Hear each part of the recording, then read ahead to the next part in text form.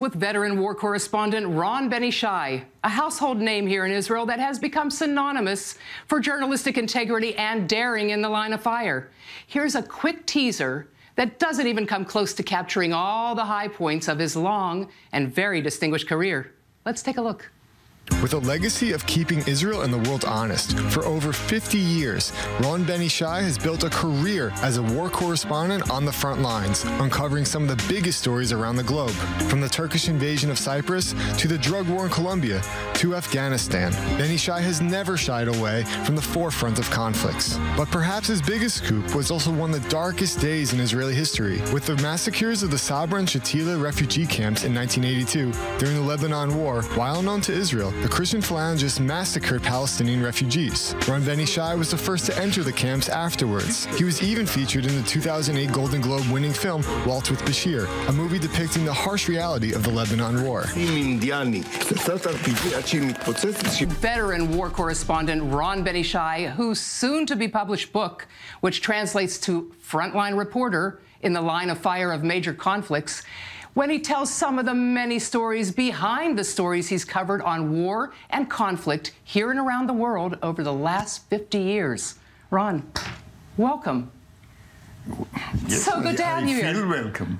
Here. So, with a long-time friend of mine. Yes, absolutely.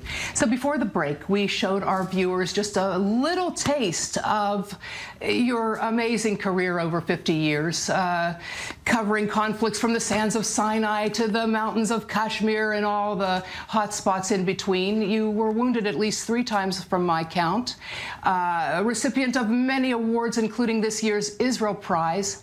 And you even managed to earn the Israeli equivalent of the Medal of Honor for tending to wounded while covering the 1973 war. So my question to you, dear Ron, why wait 50 years to tell this story? Because I was not sure, first of all, that that's the end. And even now it's not the end, right. But I've accumulated enough stories to make it interesting. I'm sure.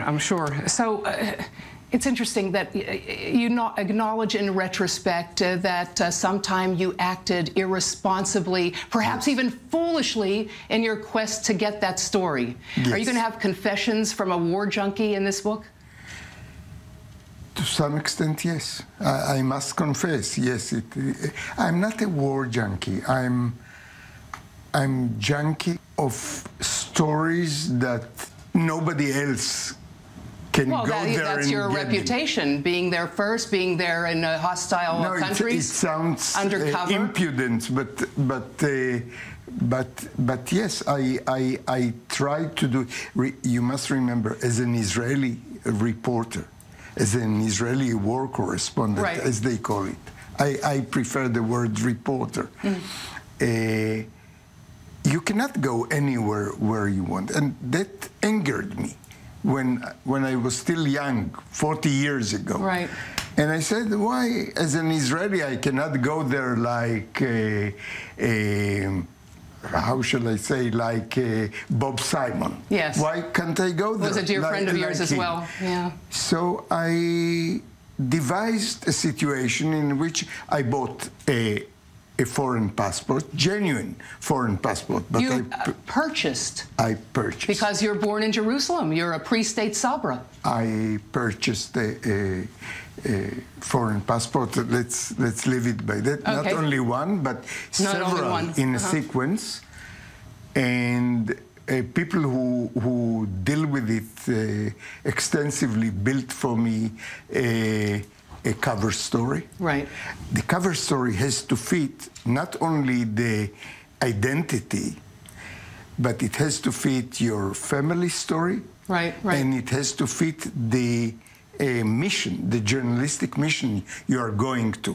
So every story that I go to cover, say in Syria, after the nuclear reactor was bombarded. You're talking about the 2007. I'm yes. talking about 2007, right. But the same goes for going with the Mujahideen in Afghanistan. Right. The cover story has to fit all these stories, my family. So if someone will check my story, Right. We'll make some telephones, we'll check my stories, it will still hold water. And there were many close calls that we'll read about in the book. Yes. So I got to get to Sabra and Shatila. How was your relationship with Arik Sharon after covering that story? I know that he held a deep grudge till the end with your predecessor at Time magazine, Dudu Halevi, even after the verdict came in of that he was indeed defamed. The same happened to me. Arik Sharon, especially Lily, his wife, late wife, couldn't forgive me because Arik Sharon and I were too friendly. We're friends, as a matter of fact, until Sabra and Shatila. As a matter of fact, I'm not proud of it because it was against my journalistic principles to be too friendly and too close. But on the other hand, you could pick up the phone and talk to him in the middle of a war. That's amazing. That's correct, but that have a price. Yeah. So I don't, which means as journalists, we have to keep a certain distance and irreverence to our subjects of coverage.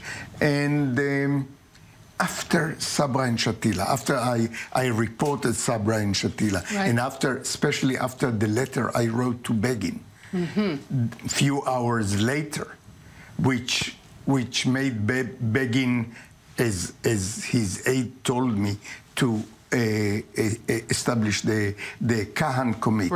Right, the Commission of Inquiry. He never forgave me. Wow. But he did it in a special way. He invited me for breakfast in his farm. And very tense, I'm sure. I fell into this trap. Listen, I have to move it on to your relationship with the military censor after covering all of Israel's wars and the technologies and the operational concepts. Have they been a cause for such gray hair, and did they give you problems with this book? No, they didn't give me problems, and as a matter of fact, I was always thankful for the censor. I didn't have problems with the censor. I was angry. I was furious that they took the main sentence of my story. Right. But I could understand it. They always showed a professionality while striking out parts of my reports. And what could I say? Well, they helped me to not to look as a war correspondent. Right. You have to be careful not to divulge. Well, you don't want to divulge sources and methods or troop movements, locations. You don't want to divulge information that will make Israeli soldiers die. Of course. And this, I thank for the censors all my life. But from my experience, it's not only the smoking guns that they're guarding against. It's discomfort, it's embarrassment. Ron Ben Yishai, I've always said that you are the Israeli equivalent, if there ever was one, of the combination of celebrated American war reporters, Ernie Pyle, Ernest Hemingway. If there is such an equivalent, you're it here in Israel. Good luck on your book. It's a huge compliment. Thank you very much.